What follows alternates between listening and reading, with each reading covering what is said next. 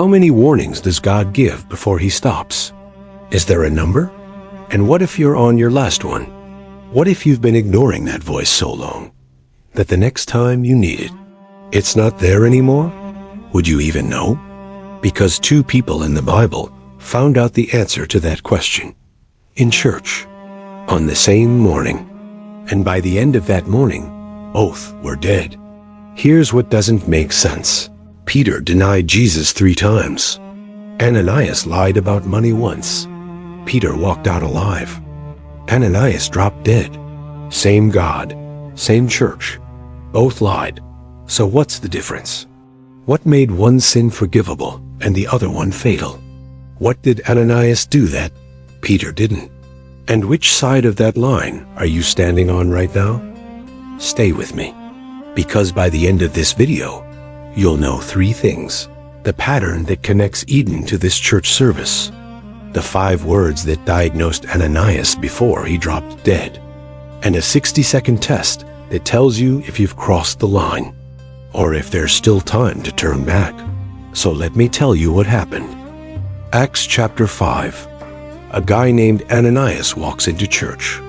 He's well known, respected, a believer. He's just sold some land, and he's bringing an offering to the apostles. Generous guy, right? But watch what happens next. Peter looks at him and says 5 words. Satan has filled your heart. And Ananias just drops, dead, right there. Now, 3 hours later, his wife Sapphira walks in. She has no idea her husband just died. Peter asks her one question about the money from the land sale. She gives the same answer her husband gave, and she drops dead too. 2 people, one morning, both dead, in church. Now here's what makes everyone uncomfortable. Their crime? They lied about a real estate donation. That's it. Not murder, not adultery, not denying Jesus. They lied about how much money they gave. And I know what you're thinking. That seems extreme? Yeah, it does. But here's what you need to understand. And this is where that question from the beginning connects. Remember I asked, how many warnings does God give before he stops? Ananias and Sapphira ran out of warnings, and they didn't even know it.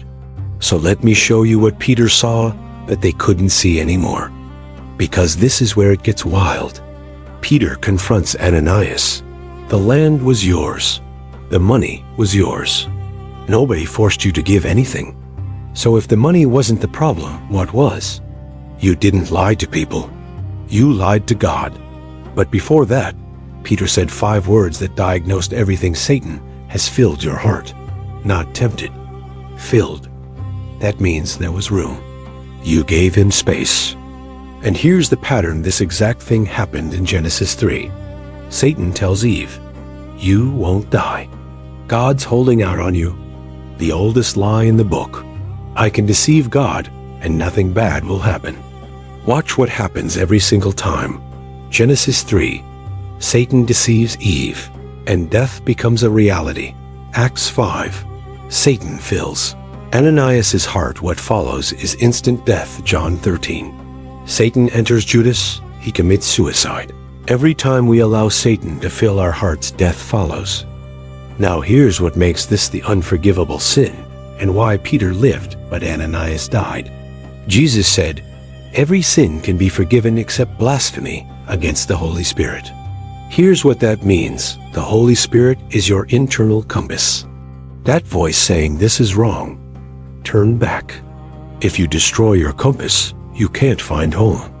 If you silence the voice trying to save you, there's nobody left to save you. That's what happened to Ananias. It was gradual. Small compromises. Little justifications. It's not that bad. Everyone does this. I'll fix it later. Every time he ignored the voice, it got quieter. Until one day, he couldn't hear it anymore. Here's the difference.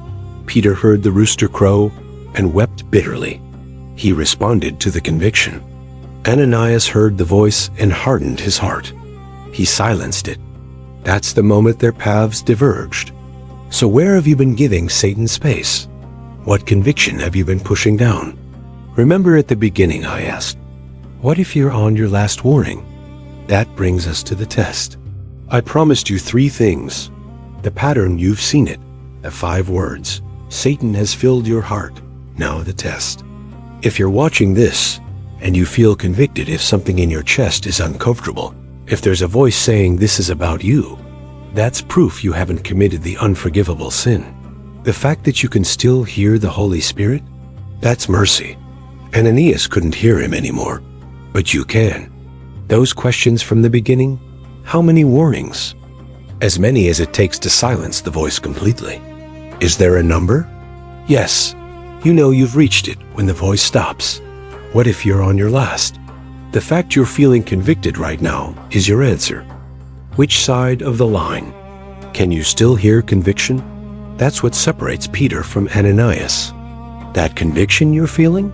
That's not condemnation. That's God pulling you back. You've got 2 voices. The Holy Spirit saying, come back. Choose life. Satan saying it's fine. You won't really die. You can't follow both. Peter responded to conviction. He wept. He was restored. That's the choice that saved him. Ananias silenced the warnings. That's the choice that killed him. So what are you going to choose? If you can still hear that conviction, don't wait. Confess what you've been hiding. Stop rationalizing. Turn back before the voice gets too quiet. That voice calling you back right now, that's your lifeline. Don't let Satan fill your heart.